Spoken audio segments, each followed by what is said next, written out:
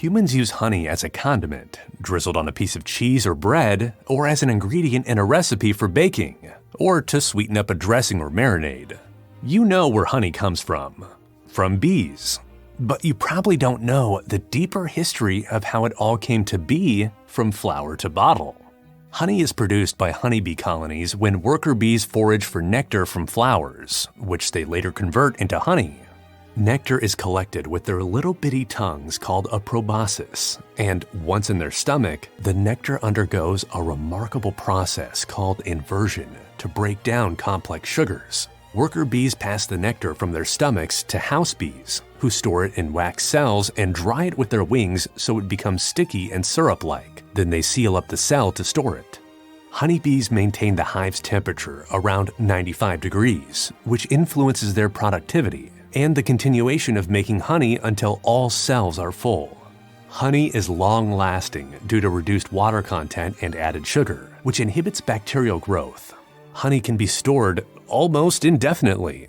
A single bee produces 1/12 of a teaspoon over the course of its lifetime. A single worker bee will visit 50 to 100 flowers per trip.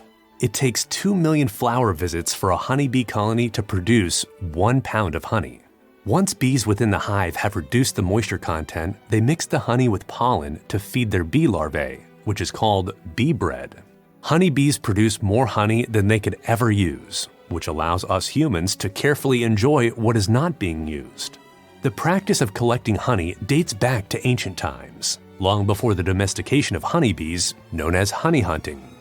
An 8,000-year-old Mesolithic rock painting in Spain depicts honey foragers gathering honey and honeycomb from wild bee nests using baskets, gourds, ladders, or ropes. Early humans even followed the greater honey guide bird to locate wild beehives, possibly an evolutionary behavior of early hominids. The oldest known remnants of honey was discovered in Georgia, dating back 5,000 years ago. The first recorded instances of beekeeping come from ancient Egypt, where honey was used to sweeten foods. Bees were kept in temples to produce honey for offerings and mummification. In ancient Greece, beekeeping was widespread, and laws were enacted to regulate hive placement. Greek beekeepers were known to move their hives to different regions to maximize honey production, capitalizing on varied vegetative cycles, which still happens to this day all around the world, where beekeepers place bee boxes in rotating locations. The hive is where the honey is harvested. Beekeepers harvest the sweet nectar of nature's hardworking pollinators by delicately removing the wax seals that bees artfully craft to safeguard their precious honey within the individual honeycomb cells. Once these protective wax caps are gently lifted away, the honey-laden frames are carefully placed within a specialized device known as an extractor. This ingenious contraption gracefully twirls the frames, coaxing the golden elixir to gracefully cascade from the honeycomb and gather at the extractor's base. With the bounty of honey now gathered, it undergoes a meticulous filtration process to meticulously strain away any remnants of wax or other impurities. Some skilled beekeepers employ the gentle warmth of heat to aid in this filtration process. Following these meticulous steps, the honey is primed for bottling, adorned with distinctive labels, and eagerly distributed to retailers, ready to delight taste buds far and wide.